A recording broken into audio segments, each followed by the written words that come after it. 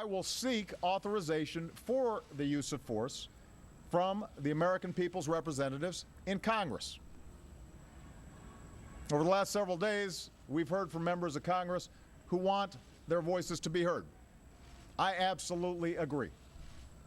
So this morning I spoke with all 4 congressional leaders, and they've agreed to schedule a debate and then a vote as soon as Congress comes back into session.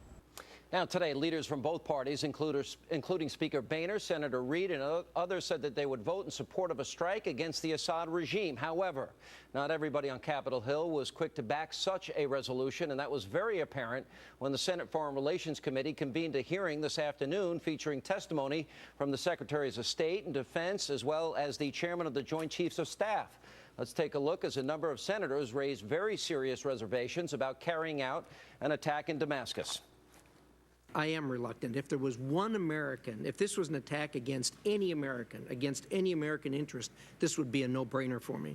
But I'm reluctant at this point, and a part of it stems from where this is going to go. The other thing that really troubles me about this is what happens if this thing gets away from us. Goal number 1 is to hold Assad accountable. Goal number 2 is to deter this behavior in the future. And goal number 3 is to degrade Assad's capacity to carry out these attacks in the future. Quite frankly, I'm a bit skeptical that the act that what the president is asking for will provide the support needed to achieve these objectives, and that these objectives are even realistic at this point. What planning is being undertaken right now in case this does spin out of control? If we do not say that the Constitution applies, if we do not say explicitly that we will abide by this vote, you're making a joke of us. You're making us into theater. And so we play constitutional theater for the president. If this is real, you will abide by the verdict of Congress. You're probably going to win. Just go ahead and say it's real, and let's have a real debate in this country and not a meaningless debate that in the end you lose and you say, oh, well, we had the authority anyway. We're going to go ahead and go to war anyway. Now, another significant moment at today's hearing came when Secretary Kerry was asked whether or not American boots would ever be sent to Syria, and here is his response.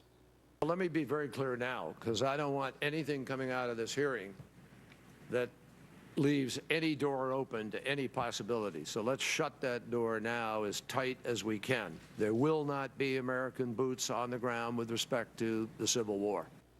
Now, regardless of those assurances, there are legal experts who believe that possibility could, in fact, still exist, which is probably why, according to a brand new poll conducted by the Washington Post, ABC News, 6 in 10 Americans are opposed to taking any military action. Here with reaction tonight is a member of the Senate Foreign Relations Committee, Kentucky Senator Rand Paul. Senator, good to see you. Welcome aboard. Glad to be with you, Sean. Let me use the words of the White House. This is not open-ended. No boots on the ground. This is days, not weeks. And by the way, this is not about regime change. So that raises the question. What are we doing this for? Well, it's sort of like we've announced in advance, oh, it's going to be just a little war, not a big war, just a little war, and it won't last too long, and we're not going to have regime change. So we really have no military objectives, but please support us in this little war that the president needs to have so he can save face because he drew a red line. That's not a compelling reason. I don't think they made compelling arguments today. Okay. We also heard today that Syria is moving a lot of their weapons into areas where there's a high population of civilians. Are we planning on the potential collateral damage, or do we have any chance even to get those weapons?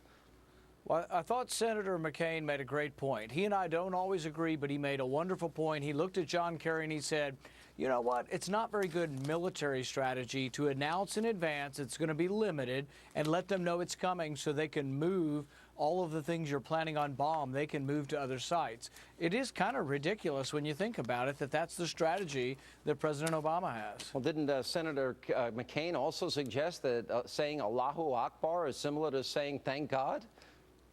I didn't hear that part. I don't think that was in our committee. That may have been in an interview. It was on Fox and Friends this morning. But I would say that they didn't make a compelling case for American interests. And I asked a couple of questions. I said, is it more likely that Israel will be attacked if we bomb Syria or less likely? I think it's more likely.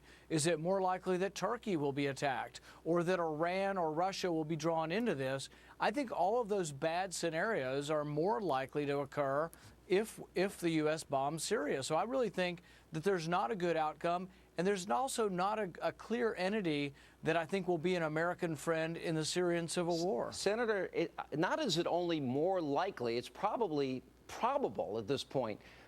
Both Syria and Iran have said they will retaliate against Israel. Did anybody ask Senator Kerry or Chuck Hagel or President Obama if, in fact, Israel is a victim of retaliation for any strike he makes, what effort he will put into defending Israel? His comment was Israel told him they could take care of themselves. But I want to make it less. I think Israel can. I think Israel has a strong national defense, and I think they can do well in any battle. But I don't want to involve Israel in a battle because they have so many enemies around them that I'm fearful that it could spin out of control. So my first choice would be to not involve Israel in a battle if we don't have to. All right, let's talk about the president didn't feel, even when he spoke on Saturday, that he necessarily needs to go to Congress, although I believe the Constitution is clear that, in fact, he does, and I think you agree with me on that. But there have been many examples, I'll put them up on the screen, and I want you to respond to this, of how the president has bypassed Congress since he took over. More recently with the mandate and Obamacare delay, the feds, in the case of the pot mandatory minimum sentences with the Justice Department, recess appointments when you guys are in recess, the Mini Dream Act, Obamacare waivers, funding to Egypt, which I think was a bad mistake when they wouldn't say a coup is a coup. They've done it on gun control, funding Palestine, the Defense of Marriage Act, no child left behind waivers, NSA surveillance, offshore drilling. Now, it goes on and on here, and we'll put it up on the screen, but the point I'm making, why now? Is he trying to push the blame if this goes wrong onto you guys in the House and Senate?